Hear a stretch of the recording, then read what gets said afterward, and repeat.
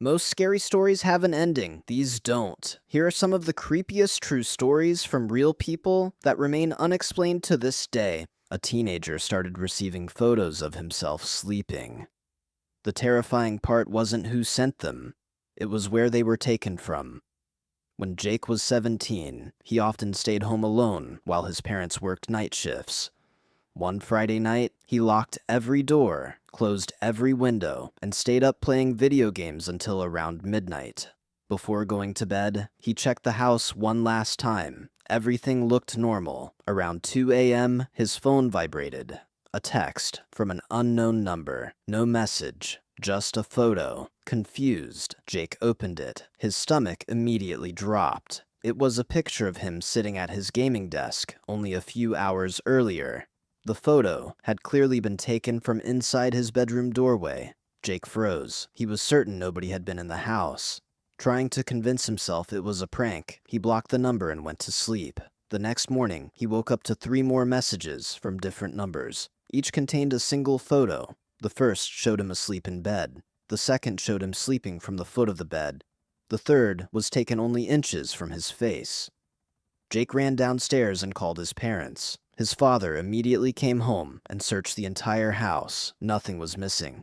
No signs of forced entry, no footprints, nothing. That night, they installed security cameras throughout the house. Everyone expected the mystery to end. Instead, it got worse. At 3:14 a.m., every camera suddenly lost signal for exactly 4 minutes. When the footage returned, everything looked normal, until they checked Jake's bedroom camera. On the recording, Jake was asleep. Then, during the final frame before the signal cut out, a dark figure could be seen standing beside his bed, watching him. 4 minutes later, when the cameras came back online, the figure was gone. Police investigated, but found no evidence of a break-in, no fingerprints, no DNA, nothing. The photos stopped arriving after that night, but Jake never slept in that room again, because whoever took those pictures had somehow entered the house, stood beside his bed, and disappeared without leaving a single trace. A man woke up at 2:46 a.m. and found someone standing in the corner of his bedroom. He thought he was dreaming until it started moving. For weeks, Daniel had been waking up at exactly 2:46 a.m. every night. No alarm, no noise, just suddenly awake. At first, he ignored it, but one night, when he opened his eyes, he noticed something strange. There was a dark shape standing in the corner of his bedroom, tall, completely still, watching him. Daniel immediately assumed it was sleep paralysis. He closed his eyes and counted to 10. When he looked again, it was still there, except now it seemed closer, a little closer to the foot of his bed. His heart began racing. He grabbed his phone and turned on the flashlight. The corner was empty, nothing there. Relieved, he laughed at himself and went back to sleep. The next night, at 2:46 a.m., he woke up again. The figure was back, this time standing beside his bedroom door, motionless, its face hidden in darkness. Daniel refused to look at it. He rolled over and forced himself back to sleep. A few minutes later, he heard a sound, a slow dragging noise, like bare feet sliding across the floor. Closer, closer. Then silence.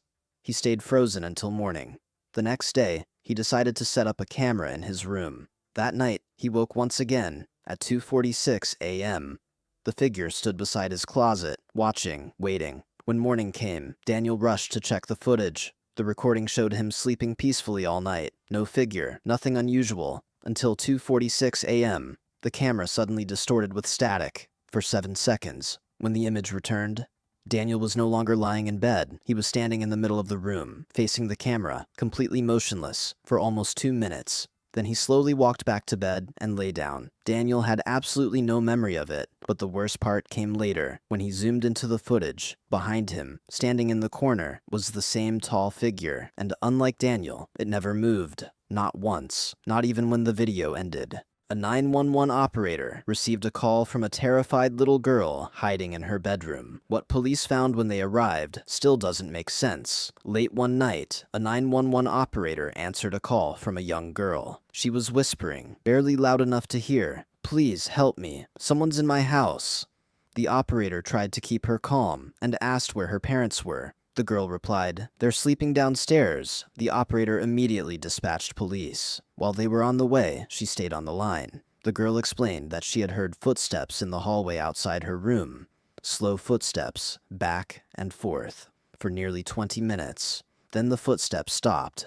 The operator asked if she could hear anything now. There was silence. Then the girl whispered, "I think he's at my door."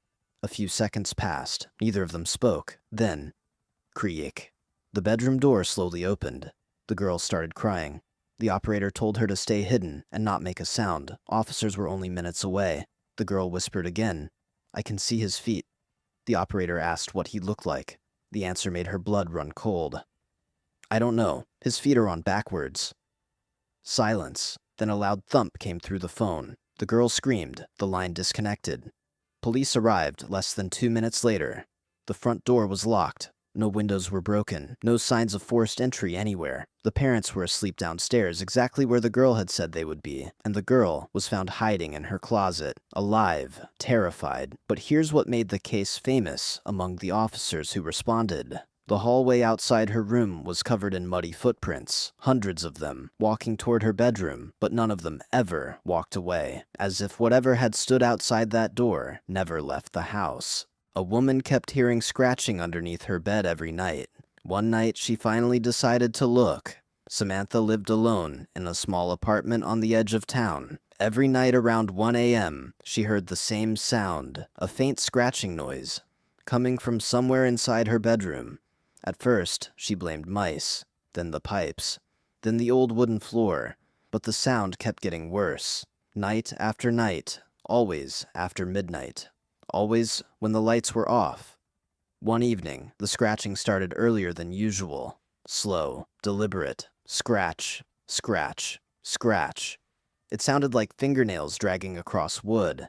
The noise was coming from beneath her bed. Samantha grabbed a flashlight and knelt down. Nothing, just darkness. The scratching stopped immediately. Relieved, she climbed back into bed. A few minutes later, it started again. Louder, much louder. This time it sounded as if something was trying to claw its way out. Terrified, Samantha called her friend and stayed on speakerphone. The scratching continued for nearly an hour, then suddenly stopped. Her friend laughed and told her she was imagining things. Trying to prove it, Samantha got out of bed and pointed her flashlight underneath one last time. Nothing. Absolutely nothing. Embarrassed, she hung up and went to sleep. Around 3 a.m., she woke to a text from her friend. Just 3 words. "Who's under there?" Confused, Samantha called him immediately. His voice was shaking. He explained that before she hung up, he had heard another voice through the phone. A whisper. A woman's voice. Very close to the microphone, whispering the same sentence over and over. She looked away. The next morning, Samantha searched beneath her bed again. Taped to the wooden frame underneath was a folded piece of paper. Dirty, old, yellow with age. Written on it, in faded handwriting, were 4 words. "Don't look under here." She moved out 2 days later. Thanks for watching. If you enjoyed these terrifying stories, make sure to subscribe for more creepy tales every week. And before you go to sleep tonight, check your locks, close your curtains, and maybe take one last look under your bed, just in case. Good night.